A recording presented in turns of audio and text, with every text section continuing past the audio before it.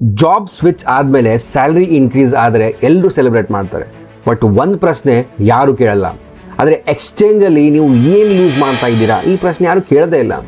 ಇವತ್ತು higher salary ಬಂದರೆ ನಾಳೆ ಬೆಟರ್ ಕರಿಯರ್ ಗ್ಯಾರಂಟಿ ಅಂತೂ ಖಂಡಿತ ಇಲ್ಲ. ಥಿಂಕ್ ಮಾಡಿ, ಕೆಲವರು ಪ್ರತಿ ವರ್ಷ 20-30% ಹೈಕ್ಗೋಸ್ಕರ ಕಂಪ್ನಿನ ಚೇಂಜ್ ಮಾಡ್ತಾ ಇರ್ತಾರೆ.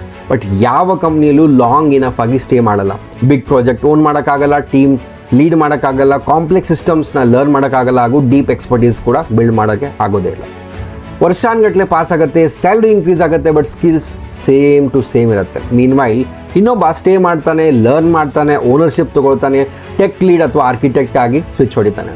ಜಾಬ್ ಹಾಪಿಂಗ್ ರಾಂಗ್ ಅಂತ ನಾನು ಹೇಳ್ತಾ ಇಲ್ಲ, ಬಟ್ ದುಡ್ಡುಗೋಸ್ಕರ ಮಾತ್ರ ಸ್ವಿಚ್ ಮಾಡಿದರೆ ಲಾಂಗ್ ಟರ್ಮ್ ಗ್ರೋತ್ ಖಂಡಿತ ಸ್ಲೋ ಆಗಬಹುದು. ಸ್ಮಾರ್ಟ್ ಪ್ರೊಫೆಷನಲ್ಸ್ ಹೈಯೆಸ್ಟ್ ಸ್ಯಾಲ್ರೀಸ್ನ ಚೇಂಜ್ ಮಾಡಲ್ಲ, ಹೈಯೆಸ್ಟ್ ಲರ್ನಿಂಗ್ನ ಚೇಂಜ್ ಮಾಡ್ತಾರೆ. ಯಾಕಂದರೆ ಸ್ಕಿಲ್ಸ್ ನಿಮಗೆ ವೆಲ್ತ್ ಕ್ರಿಯೇಟ್ ಮಾಡುತ್ತೆ, ಸ್ಯಾಲ್ರಿ ಅದರ್ ರಿಸಲ್ಟ್ ಅಷ್ಟೇ. ನೀವು ಕೂಡ ನಮ್ಮ next data engineering batch join ಆಗಬಹುದು. ಲಿಂಕ್ ಬಯೋಲಿದೆ. ಫಾರ್ಮ್ ಫಿಲ್ ಮಾಡಿ ನಮ್ಮ ಎಕ್ಸ್ಪರ್ಟ್ಸ್ ಜೊತೆ ಮಾತಾಡಿ ಹಾಗೂ 100% ಹೈಕ್ ಪಡೆಯೋಕ್ಕೆ ನಾವು ನಿಮಗೆ ಹೆಲ್ಪ್ ಕೂಡ ಮಾಡ್ತೀವಿ.